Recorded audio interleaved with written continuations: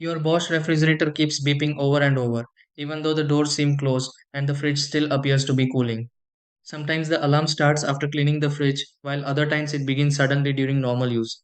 This kind of warning is usually triggered by door seal problems, temperature fluctuations, power interruptions, or sensor alerts instead of a completely faulty refrigerator.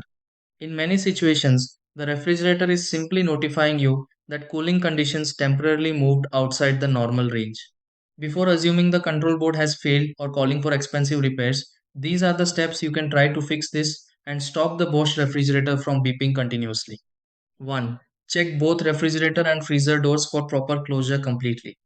2. Press the alarm reset or mute button on the Bosch control panel.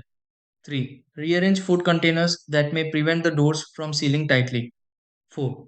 Inspect the rubber door gaskets for dirt, gaps, or damage carefully. Number 5. Allow the refrigerator several hours to stabilize after recent power loss. 6. Disconnect the refrigerator from power briefly and reconnect it afterward. 7. Watch the display panel and confirm the beeping stops once temperatures normalize.